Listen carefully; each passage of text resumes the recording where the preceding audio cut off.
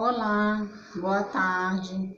Eu sou a aluna Aldinete Araújo Bandeira, da Faculdade Pitágoras, do curso de Biomedicina Noturno.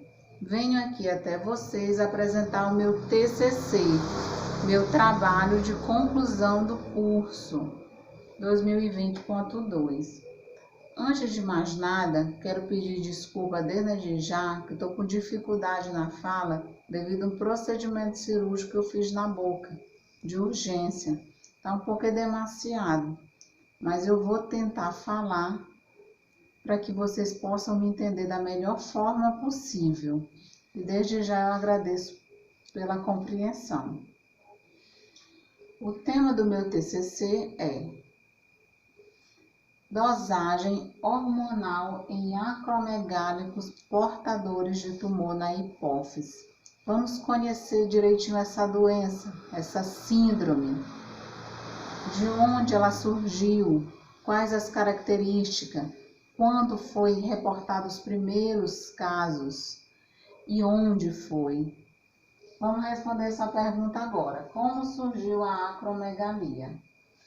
Para ser precisa, foi por volta do século XVIII, no ano de 1886, por um médico neurologista francês chamado Pierre Méry, que reportou os dois primeiros casos de duas mulheres, uma com 37 anos e a outra com 54 anos. Foi relatado no hospital onde o mesmo trabalhava, localizado na França, hospital chamado Salpêtrière. Outro médico chamado José Dantas de Souza Leite, brasileiro, natural de Sergipe, apresentou em sua tese de doutorado sobre o tema acromegalia. No ano seguinte, lançaram juntos o primeiro livro sobre o assunto e descreveu que, após a publicação do livro, a acromegalia, que antes era conhecida como doença de Méry, pelo seu descobridor Pierre Méry, ficou conhecido mundialmente a contribuição inovadora de Souza Leite para a descrição inicial da doença. Foi reconhecido internacionalmente, um grande marco para a comunidade científica e para o brasileiro.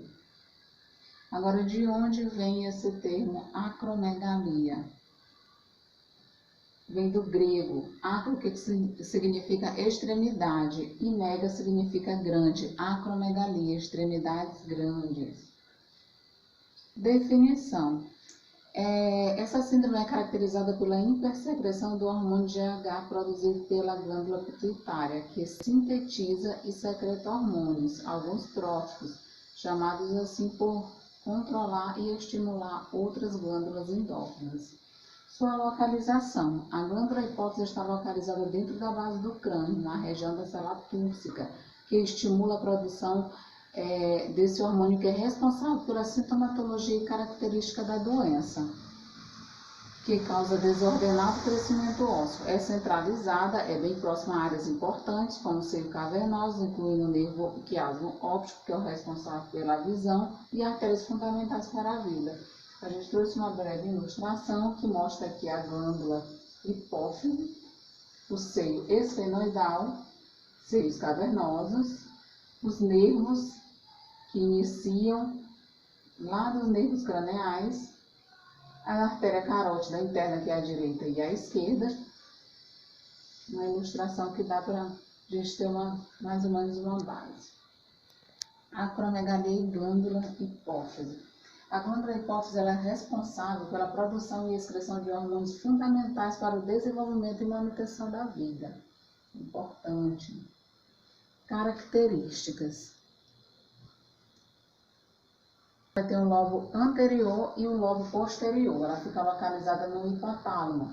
Lobo anterior, adenohipófise. Lobo posterior, neurohipófise. Cada lobo possui a responsabilidade de liberar determinados hormônios, como o ACTH, produzido pelas glândulas suprarrenais, a ocitocina, responsável pelas contrações e expulsão do colo uterino. A ocitocina também ela é responsável pela expulsão do leite materno na glândula mamária. Prolactina, adenohipófise, responsável pela produção do leite materno na glândula mamária. As gônadas, que também é a adenohipófise, que é responsável pela gonadotrófico, estimula as gônadas, os hormônios sexuais, os tireotróficos, estimula a glândula tireoide na produção dos hormônios tireoidianos, como T3 e T4. Tem também o somatotrófico, que estimula o crescimento ósseo, o antidiurético ADH, que é estimulado pela neurohipófise, lá no nosso sistema renal, nos néfrons.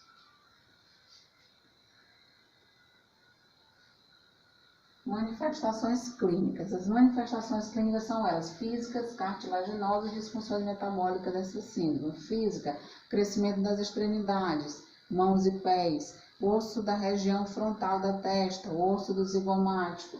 Cartilaginoso, por exemplo, nariz, orelha. Disfunções metabólicas. Nas mulheres pode acontecer a amenorreia, a ausência da menstruação, galactorreia, a produção de leite materno, mesmo que a mulher não esteja grávida e nem amamentando. No homem, disfunção erétil, diminuição do libido. E aqui a gente trouxe um paciente que ele é portador da acromegalia com características bem evidentes. Mãos maiores, orelha e nariz. E o maxilar também. Patologia secundária. Em muitos casos, o diagnóstico preciso só vem após o surgimento de doenças secundárias, ou seja, tardio.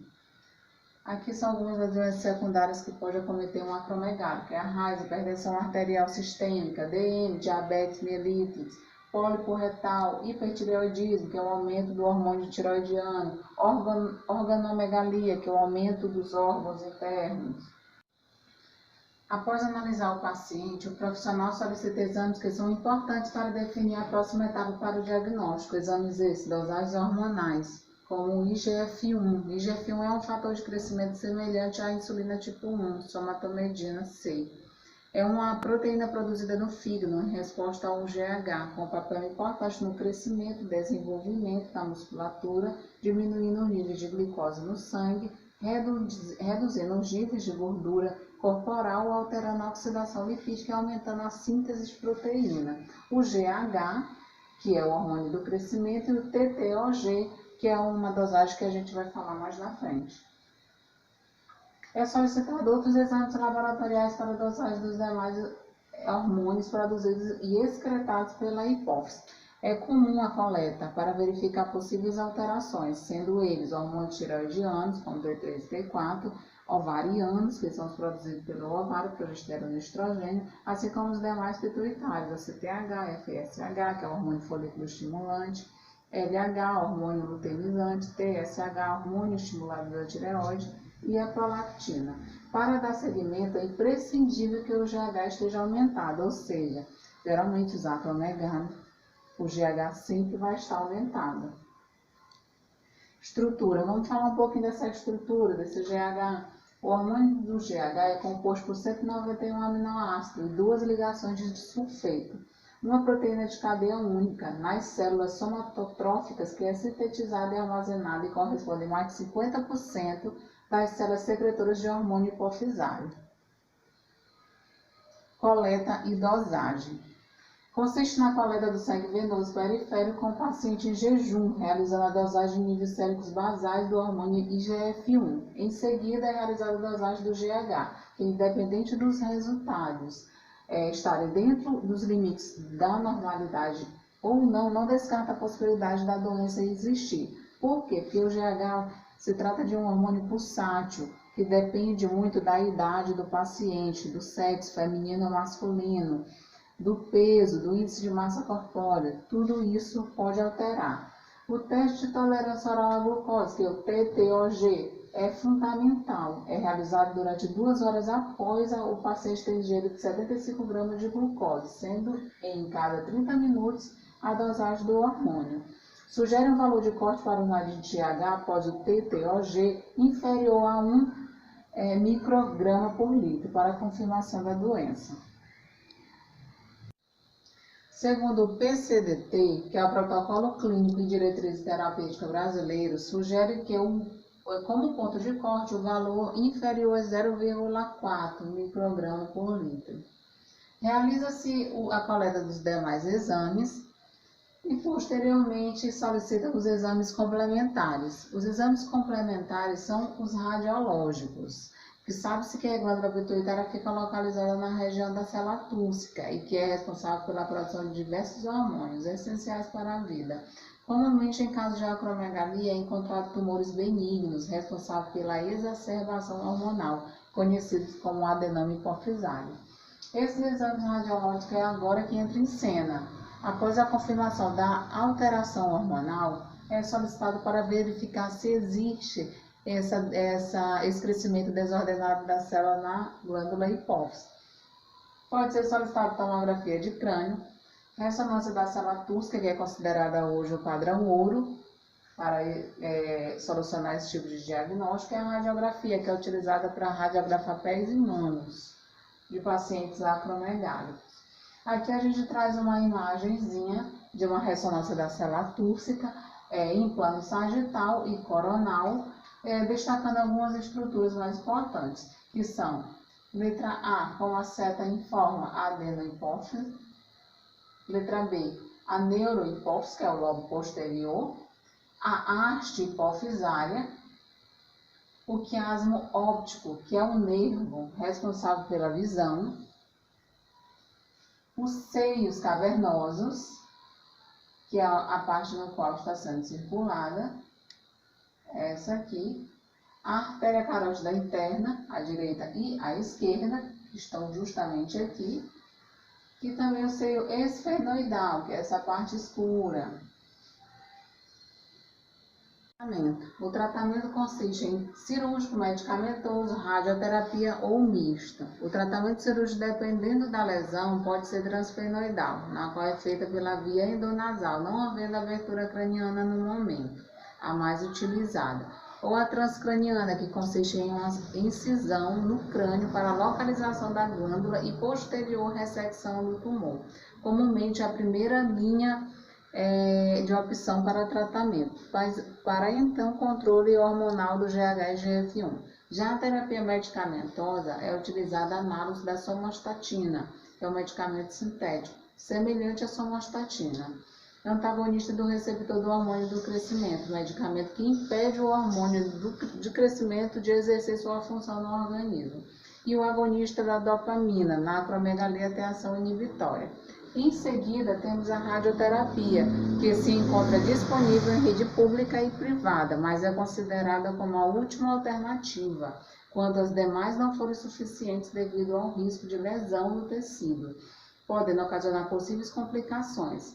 Após a área ser delimitada, é avaliada pelo especialista e é realizada a aplicação da radiação ionizante no local. A quantidade de seção é definida pelo mesmo, dependendo da avaliação e do tamanho do tumor, da lesão. O misto pode ser primeiro a linha cirúrgica, depois entra com medicamentoso. Ou pode ser cirúrgico, medicamentoso e radioterapia. Consiste em mais de um tratamento. Prognóstico. Em um estudo feito em 35 pacientes avaliados, 20 foram considerados curados. Para a cura, basearam-se em dosagem hormonal de GH menor que 2 microgramas por litro, e GF1 normal de acordo com a idade, sexo, peso e outros parâmetros que variam de cada laboratório, que define de acordo com suas análises. Em muitos casos, a regressão dos sintomas ocasionados pela lesão expansiva. Controle e remissão. Exames laboratoriais de dosagens séricas hormonais de GH e GF1 e TT-OG, podemos relatar detalhes dos exames, com os seus resultados capazes de evidenciar com precisão o aumento do determinado hormônio causador da doença, facilitando o melhor tratamento para o controle ou até mesmo a remissão da síndrome, propondo o melhor prognóstico e melhor qualidade de vida para os portadores.